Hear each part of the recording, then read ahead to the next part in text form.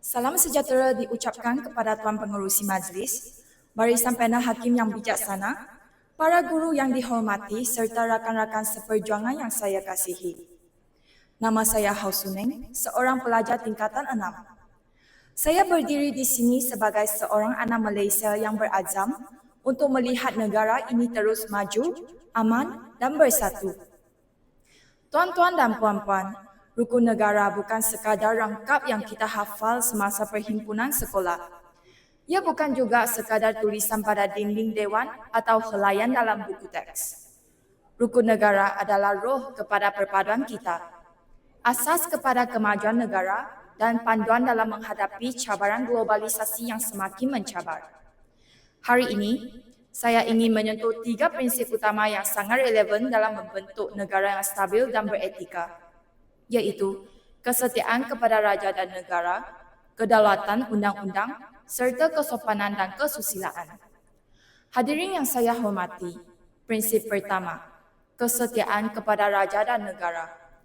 Bukan sekadar berdiri tegak ketika menyanyikan lagu kebangsaan atau mengibarkan jalo gemilang semasa hari kebangsaan. Ia jauh lebih mendalam daripada itu. Kesetiaan bermaksud meletakkan kepentingan negara melebihi kepentingan peribadi, kaum maupun fahaman politik. Dalam era digital masa kini, tidak sukar untuk kita lihat segelintir individu yang menghina negara, memperlekehkan pemimpin dan menyebarkan berita palsu hanya demi mendapat perhatian. Persoalannya, apakah ini bentuk cinta kepada tanah air? Sebagai pelajar, saya percaya bahawa kesetiaan bermula dengan perkara yang kecil tetapi besar maknanya. Menghormati simbol negara, menjaga bahasa kebangsaan, menolak budaya mengejek kaum lain, dan menanam rasa bangga menjadi rakyat Malaysia.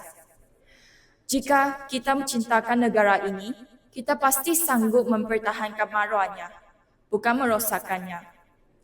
Ingatlah, kesetiaan bukan bererti membuta tuli menyokong segala-galanya. Kita masih boleh menegur, tetapi dengan niat untuk membina dan memperbaiki, bukan menghancurkan atau memperlekehkan. Tuan-tuan dan puan-puan, prinsip kedua, kedaulatan undang-undang merupakan tiang seri kepada keadilan dan kestabilan. Tanpa undang-undang yang dihormati, masyarakat akan menjadi huru-hara. Prinsip ini menjamin bahawa setiap individu tanpa mengira latar belakang dikenakan undang-undang yang sama rata.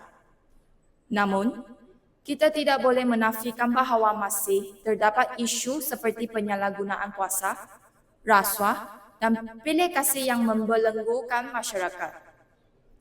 Dalam keadaan ini, apakah peranan kita sebagai pelajar? Kita tidak boleh terus membisu dan bersikap pasif.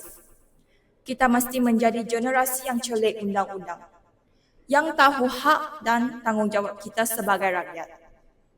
Mematuhi undang-undang bukan sahaja bermula di jalan raya, tetapi juga dalam dewan peperiksaan, di media sosial, dan dalam pergaulan harian kita. Dan apabila berlaku ketidakadilan, kita tidak boleh bertindak mengikut emosi. Sebaliknya, kita mesti menyuarakan pandangan secara berhemah, berfakta dan bertanggungjawab. Bayangkan sebuah negara di mana rakyatnya semua jujur, patuh pada peraturan dan menghormati hak orang lain. Bukankah itu negara impian yang kita idam-idamkan? Para hadirin yang dihormati, prinsip ketiga ialah kesopanan dan kesusilaan. Nilai ini ialah asas kepada keharmonian masyarakat. Kita boleh berbeza pendapat, budaya dan kepercayaan, tetapi kita mesti bersatu dalam adab dan akhlak. Sayangnya, hari ini kesopanan sedang diuji. Di dunia nyata, kita kurang senyum. Di dunia maya, kita mudah menghina. Media sosial telah menjadi medan pertelagahan, sindiran dan kata-kata kesat. Sebagai generasi muda yang celik teknologi, kita harus menjadi ejen perubahan. Gunakan media sosial untuk menyatukan, bukan memecah belah. Sebarkan ucapan yang menenangkan, bukan menyakitkan. Jangan lupa, setiap perkataan yang kita ucap, setiap komen yang kita tulis, mencerminkan nilai yang kita pegang.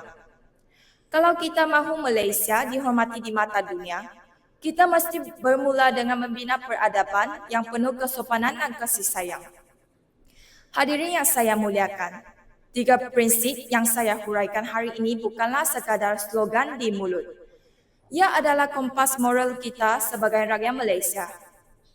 Kesetiaan kepada raja dan negara menanamkan rasa cinta dan tanggungjawab kepada tanah air. Kedaulatan undang-undang menjamin keadilan dan kepercayaan kepada sistem. Kesopanan dan kesusilaan membina masyarakat yang berakhlak tinggi dan harmoni. Sebagai pelajar tingkatan 6, saya sedar bahawa generasi kami bakal menjadi pemimpin masa depan. Maka, rukun negara tidak boleh kekal sebagai teks dalam buku, tetapi mesti menjadi nadi dalam tindakan seharian kita. Akhir kata, marilah kita sama-sama menghayati dan mengamalkan semangat Malaysia Madani. Sebuah negara yang berpaksikan nilai murni, ditadbir dengan adil dan dibangunkan oleh rakyat yang bersatu hati. Sekian, terima kasih.